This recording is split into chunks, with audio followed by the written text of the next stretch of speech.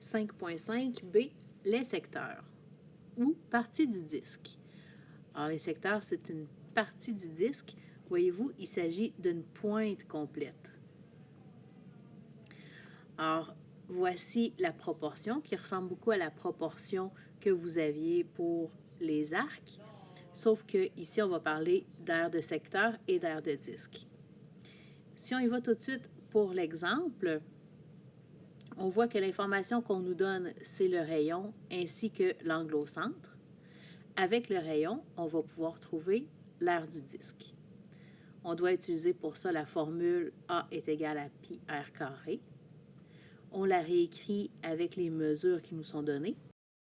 Donc, A est égal à pi fois 34,5 au carré.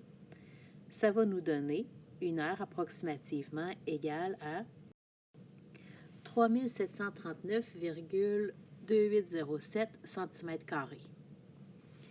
En mettant dans la formule du départ toutes les informations qu'on connaît, donc la mesure de l'angle au centre, 360, on cherche l'aire du secteur et on connaît l'aire du disque. On obtient ainsi une belle proportion qui va nous permettre de trouver l'aire du secteur. Alors, à l'aide de calculs algébriques, vous pourrez faire le produit croisé et ainsi obtenir que l'aire du secteur est égale à 477,7970 cm². Dans l'exemple suivant, les informations qu'on nous donne sont l'angle au centre ainsi que la mesure de l'arc. Ça nous indique donc que la formule qu'on va utiliser en premier sera la formule de l'arc. En réécrivant cette formule-ci avec toutes les mesures qu'on connaît, on va avoir 73 sur 360 qui nous donne une mesure d'arc de 19 sur une circonférence qui est inconnue. Cette proportion-ci nous permet de trouver, à l'aide du produit croisé, une circonférence qui va être égale à 93,6986 cm. On a une formule pour la circonférence qui est égale à 2 fois pi fois le rayon. Maintenant qu'on connaît notre circonférence de 93,6986, on pourrait, à l'aide de calculs algébriques, trouver justement notre rayon. Donc, en divisant par 2 tout d'abord des deux côtés, on obtient que pi r est égal à 46,8493. En divisant ensuite par pi des deux côtés, on va obtenir que notre rayon est égal à 14,9126 cm. Maintenant qu'on connaît la mesure de notre rayon, allons voir ce qu'on peut faire pour l'aire du secteur. Avec la formule de l'aire du secteur, qui est angle au centre sur 360, qui est égal à l'aire du secteur sur l'aire du disque. Oh, l'aire du disque ici, on ne l'a pas.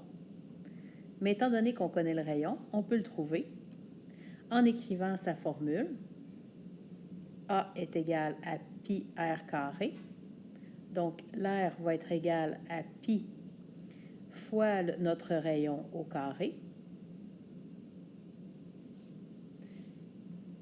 L'aire sera égal à 698,6451 cm², qu'on va aller remettre dans la formule.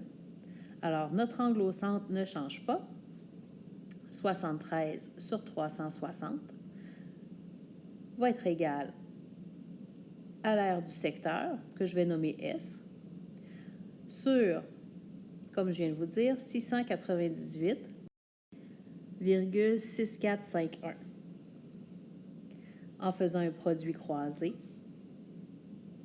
on pourra obtenir que notre secteur est égal à 141,6697 cm². Pour le dernier exemple, On devra trouver la circonférence d'un cercle alors que l'angle au centre est de 32 degrés et que l'aire de son secteur est de 45 cm². Écrivons donc la formule qui nous permet de travailler avec l'aire d'un secteur. Et en réécrivant cette formule avec toutes les mesures qu'on a, on remarque qu'on peut trouver la valeur de l'aire du disque.